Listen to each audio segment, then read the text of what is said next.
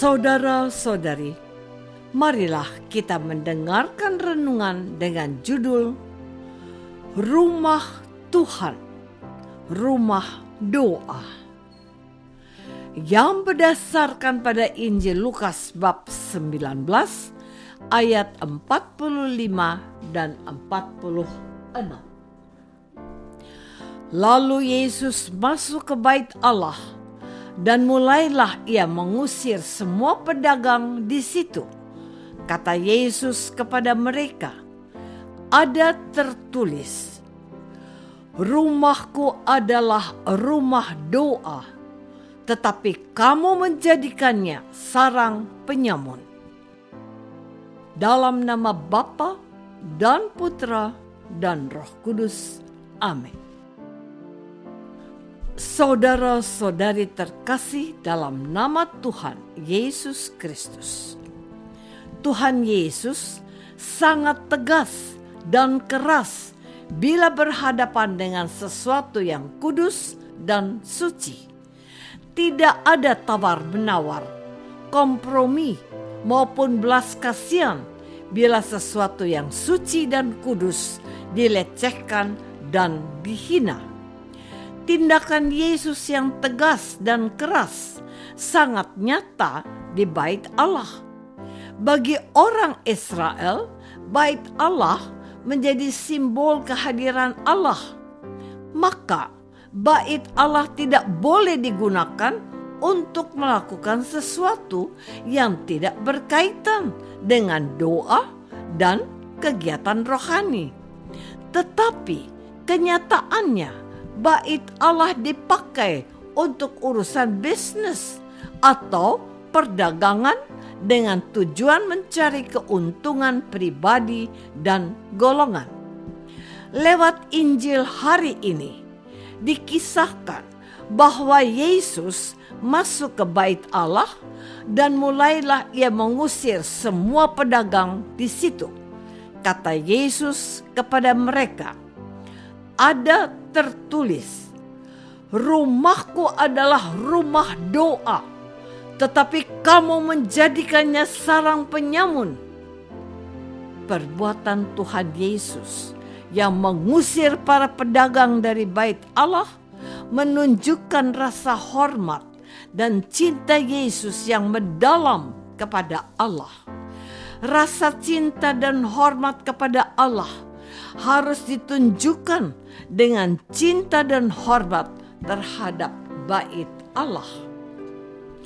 Saudara-saudari terkasih, Tuhan Yesus sangat marah kepada para pedagang karena mereka telah mengubah bait Allah sebagai tempat untuk jual beli layaknya pasar. Padahal bait Allah dibangun secara khusus sebagai rumah doa umat Israel. Dan Yesus sendiri bisa melihat bahwa tindakan tidak menghormati bait Allah bisa mengarah kepada sesuatu yang lebih parah, yakni manusia kehilangan rasa hormat kepada Allah. Sebagai tempat yang kudus dan suci, selayaknya orang Israel berperilaku santun dan hormat. Jika orang Israel berani berbuat hal-hal yang tidak santun dan hormat di bait Allah, apalagi di luar bait Allah. Bila hal ini dibiarkan, maka orang Israel tidak bisa membedakan mana yang suci dan kudus, serta mana yang bersifat manusiawi. Yesus tidak ingin orang Israel jatuh dalam perbuatan dosa yang justru membawa malapetaka bagi mereka sendiri. Di samping itu, bila Yesus tidak menegur mereka, Yesus berdosa kepada Allah karena membiarkan sesuatu yang tidak baik terjadi. Dan dalam peristiwa ini, Yesus menegaskan kesetiaannya dalam memperjuangkan kebenaran. Saudara-saudari terkasih, kita sebagai umat Kristiani melihat gejala yang sama terjadi saat ini. Ada umat Kristiani yang pergi ke gereja dengan pakaian yang kurang pantas.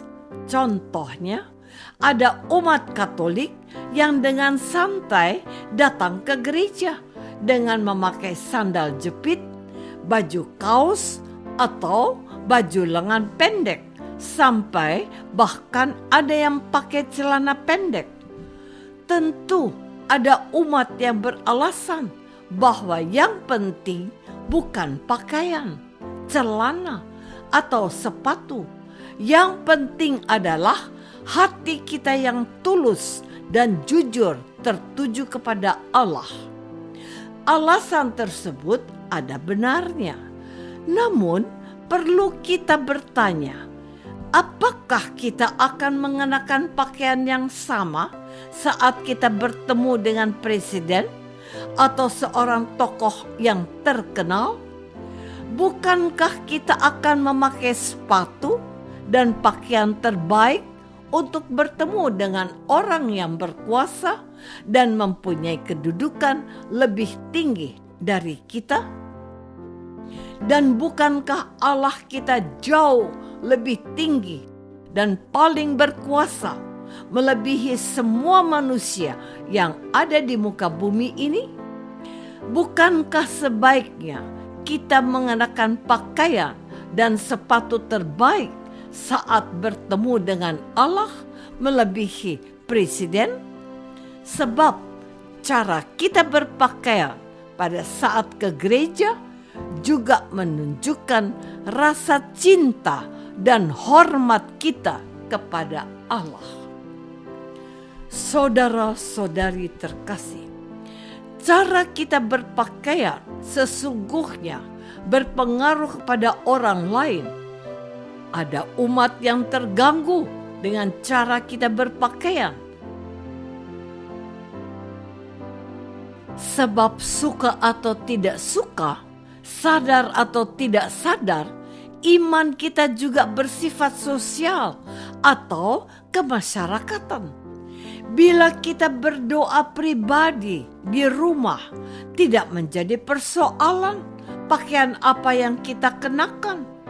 Rumah adalah tempat pribadi yang tidak bisa diatur oleh orang lain.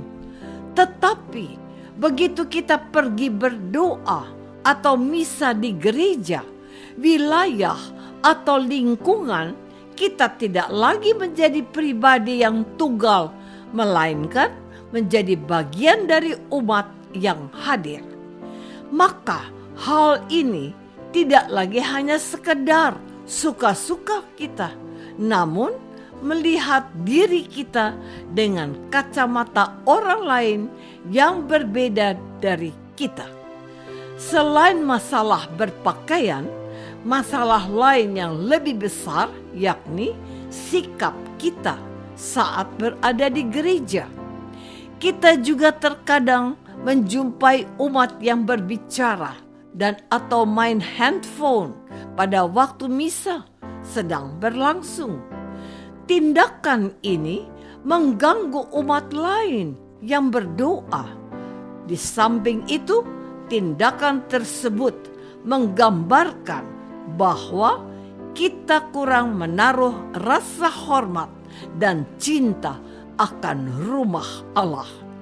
Padahal rumah Allah adalah rumah doa dan bukan rumah untuk berbuat dosa. Apakah selama ini aku sudah menjadikan gereja sebagai rumah doa? Ataukah aku menjadikan gereja sebagai tempat berbuat dosa? Marilah kita berdoa. Tuhan Yesus Kristus, Engkau mencintai bait Allah sebagai rumah doa. Kami mohon ampun karena terkadang kami tidak menghormati gereja sebagai rumah doa. Bantulah kami agar kami menghormati dan mencintai gereja kami sebagaimana kami menghormati dan mencintai Engkau. Doa ini kami persembahkan dalam nama Yesus, Tuhan dan pengantara kami. Amin. Semoga kita semua selalu dinaungi dan dibimbing oleh berkat Allah yang Maha Kuasa. Dalam nama Bapa dan Putra dan Roh Kudus. Amin.